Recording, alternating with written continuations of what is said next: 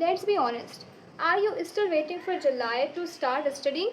If yes, then you are completely wrong. क्योंकि यहीं पे आप लैग कर जाते हो उन टॉपर्स के लिए जो अभी से पढ़ना स्टार्ट कर चुके हैं. So hey guys, welcome back to my YouTube channel. I'm Parki Shrivastava and I scored 96.4% in my class 10 and 98% in my class 12.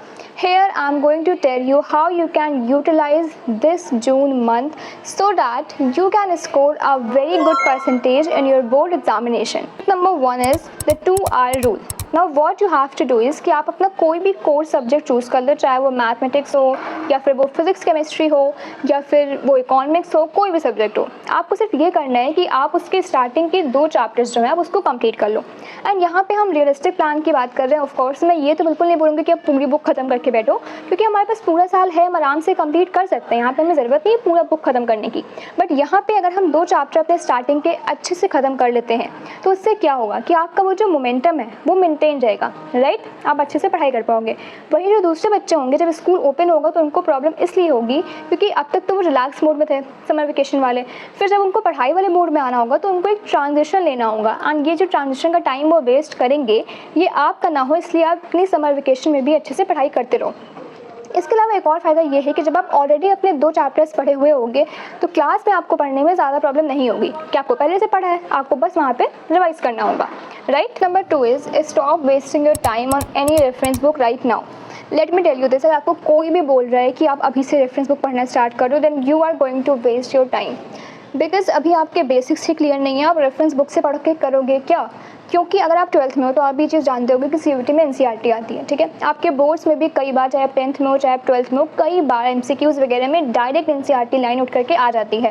And specially अगर लिटरेचर की बात करो तो वहाँ पे भले ऐसा कोई MCQ नहीं आता, बट स्टिल अगर आप आंसर लिख रहे हो और अगर आपने उस आंसर में अपनी NCERT की लाइन डाल दी देन वहीं पे एग्जामिनर इम्प्रेस हो जाता है और आपको मार्क्स मिल जाते हैं. राइट.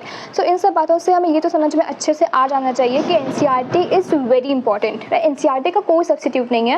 एंड मैंने ये चीज़ अपने वीडियोज़ में हमेशा बोली है कि NCERT is like the Bible for CBSE students. Right. So उसका तो कोई सब्सिट्यूट है ही नहीं, तो वो तो आपको पढ़ना ही पढ़ना है ना. तो आपको क्या करना चाहिए कि सबसे पहले आपको अपनी NCERT पे कमांड आपको रखनी है, क्योंकि अगर आप रेफरेंस बुक के पीछे भागोगे तो मार्केट में तो बहुत सारी रेफरेंस बुक है, इतनी सारी पब्लिकेशन है, सब कुछ है, बट वही बात फिर घूम फिर के आएगी. आप फिर वहीं पे आके खड़े हो जाओगे उसी सर्कल पे कि जो चीज़ मेन आनी है यानी NCERT वो तो आपने पढ़ी नहीं, तो आपके इतने पढ़ने का फ़ायदा हुआ क्या? राइट. तो सबसे पहले तो मैं यही बोलूँगी कि अभी समर वेकेशन में कोई ज़रूरत नहीं है ऐसे कुछ भी बुक खरीदने की.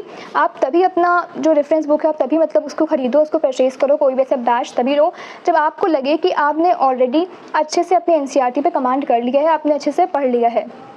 अगर आप चाहते हो कि आपको NCERT समझ नहीं आ रही है तो आप कोई लाइन बाय लाइन एक्सप्लेनेशन देख लो, that is a different thing.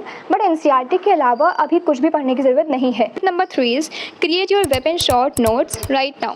अभी आपके पास ऐसा कोई डेडलाइन है नहीं कंप्लीट करने के लिए, क्योंकि आपका स्कूल है बंद. तो आपका जो आने जाने का टाइम है वो आपका सेव हो रहा है, या फिर आप स्कूल से आने के बाद जब बैठ करके अपना होमवर्क करते हो या फिर आपका कोई प्रैक्टिकल कुछ टेस्ट होता है, उन सारी चीज़ों का टाइम आप यूटिलाइज़ कर सकते हो अपने नोट्स प्रिपेयर करके. एंड ये नोट्स को ऐसे प्रिपेयर करना कि ऐसा मत करना कि पूरी बुक की छाप दी. जितना शॉर्ट हो सकता है उतने शॉर्ट में पूरे चैप्टर की एक समरी तैयार कर लेना. एंड फिर उसके बाद इस समरी को ऐसे प्रिपेयर करना कि जब आपका एग्ज़ाम आने वाला हो उसके पहले यानी नवंबर दिसंबर में जब आप इसको रिवाइज़ करना चाहो तो आप बहुत ईजिली रिवाइज़ कर लो. आपको ऐसा लगे कि अरे बहुत बल्कि हो रहा है ये. राइट. सो अपने नोट्स को इस तरीके से प्रिपेयर करना. ना इफ़ यू वांट कि मैं एक सेपरेट वीडियो बनाऊँ on how to make short notes ताकि आप इफेक्टिवली पढ़ पाओ, then comment below. So remember, the difference between an average student and the topper is not about intelligence. It's about the real and the accurate strategy. So follow this strategy in your summer vacation and start early. Don't wait for July. Don't wait for your school reopening. Right. And अगर आपको लग रहा है कि अगर हम summer vacation में पढ़ते ही रहेंगे तो फिर हम इन्जॉय कैसे करेंगे, एंड अगर इन्जॉय करेंगे तो पढ़ेंगे कैसे, then I have already made a video on this that how to utilize your summer vacation. उससे मैंने बताया है कुछ रियलिस्टिक अप्रोच कि आप किस तरीके से एक बैलेंस मेंटेन कर सकते हो, आप इन्जॉय भी कर सकते हो समर वेकेशन में और आप अच्छे से पढ़ाई भी कर सकते हो. So follow these strategies. Comment below if you found this video helpful and kindly do like, share and subscribe to my channel because it takes so much effort to prepare such a video जो realistic हो and आपके लिए helpful भी हो. So this is all for today. Meet you guys in my next video. Till then, bye bye.